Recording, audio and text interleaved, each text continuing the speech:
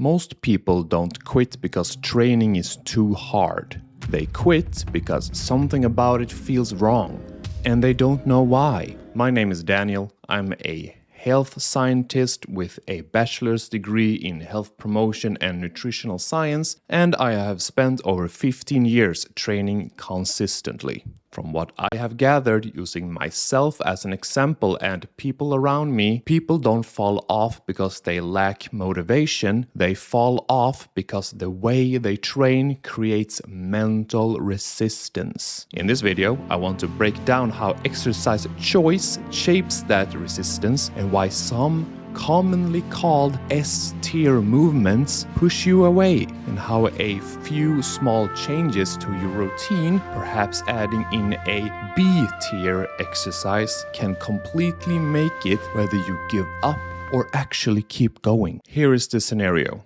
You have promised yourself that this time it will stick. You feel motivated, committed, but a few weeks, maybe even a few days later, you're right back to where you started. You're left feeling frustrated, defeated, maybe even a little ashamed. You tried every workout plan, every diet, every motivational hack you can find, and yet nothing sticks. And at some point, you start thinking, maybe the problem is me. But what if it's not? What if the issue isn't discipline, motivation, or effort, but the way you've been taught to approach fitness in the first place? What if I told you there's a simple, different psychological way of thinking, a proven framework that helps reprogram your brain to not just do fitness, but to actually crave it, to make exercise feel effortless and eventually even enjoyable, not for a challenge, not for a short pause, but for good. Now I know what you might be thinking. That sounds complicated, but I promise you it's the exact opposite. This isn't about adding more rules, it's about understanding the fundamental wiring of your own mind and finally using it to your advantage instead of constantly fighting against it. You have probably heard this before, that sticking with fitness is all about discipline, about pushing through, about forcing yourself no matter what. But let's be honest, for most people, that approach is a recipe for failure. It creates a cycle of guilt and burnout. You miss a session, you feel bad, then punish yourself harder next time. And over time, fitness becomes associated with pressure instead of progress. That's not a motivation problem, that's a psychological design problem. Here's what is actually happening. Every workout you do creates an experience, not just a physical stimulus, and your brain doesn't care how effective something is on paper. It only cares how that experience feels and whether it wants to repeat it. Without you noticing, your brain is constantly asking, is this safe or threatening? Is this rewarding or punishing? Do I feel in control or forced? And when friction starts outweighing reward, avoidance begins. Not dramatically, subtly. Skipping sessions, shortening workouts, finding excuses. That's not weakness, that's your brain doing its job. Think like this. For a habit to last, the behavior has to be rewarding in of itself. You have to find a way to make it feel good,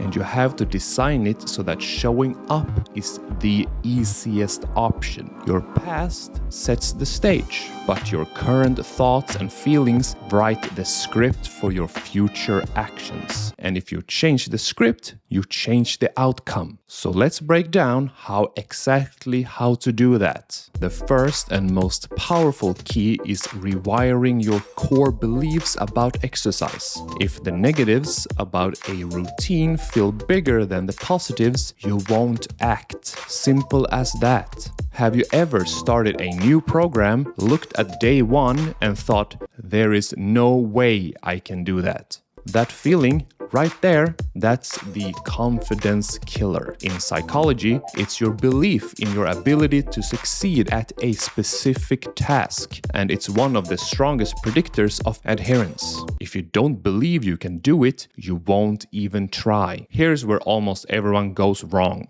We get a surge of motivation and set a goal that's way too ambitious. You don't need to be in the gym for 3 hours at a time. A manageable amount is more than enough. Be adaptable.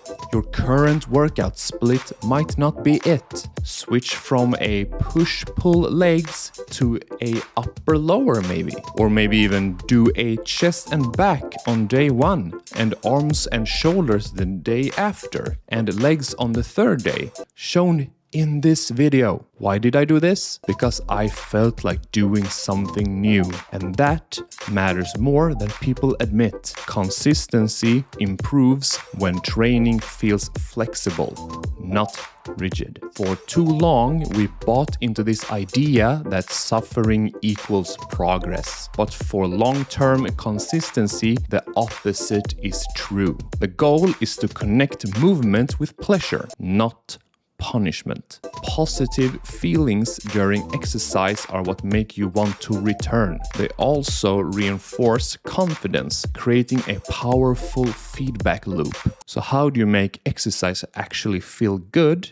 Maybe the barbell isn't for you. Maybe dumbbells feel better, or cables, or body weight. Just because an exercise is labeled as the better version doesn't mean it's better for you. That worse exercise might be the one that keeps you showing up, while the so-called top-tier movement makes you cancel your membership. If you hate the activity, you won't stick with it. You have to find your fun. The best workout in the world is useless if you despise it. Another powerful strategy is something called temptation bundling. This is where you pair exercise with something you love. For example, you only listen to your favorite podcast or audiobook while training. Your brain starts to create a positive association, and you will actually look forward to the activity because it's linked to something you enjoy. I myself do this with music. I always listen to music during my workouts, and it becomes a reward for going to the gym. Being able to listen to my favorite playlist while working out. The goal here is to rebrand exercise in your mind. It's not a chore, not a punishment for what you ate. It's recreation, it's playtime, it's a celebration of what your body can do. When you start to find joy in the movement itself, the need for willpower pretty much disappears. It turns into automation. Make it easier for yourself. If you want to do a morning stretch, put your yoga mat on the floor before you go to bed. Schedule workouts like a doctor's appointment. Pack your gym bag and leave it in your car so you can go straight from work. Remove friction wherever possible. Sticking to workouts isn't about finding some magical, punishing routine. It's not about having more willpower than everyone else. It's about understanding your own psychology and working with it. It's about linking movement to joy, not pain. Engineering your environment so success is the easiest option. You are not broken. Your motivation isn't missing. Your past attempts weren't failures. They were experiments run without the right manual. Now you have the right manual. Your journey to building a consistent and even a joyful relationship with fitness doesn't start next Monday or next month. It starts with your very next small and ridiculously easy, confident step. If you enjoyed this video, show some love and leave a like on it. Subscribe so you don't miss future videos. Thanks for watching, and I'll see you in the next one. Take care.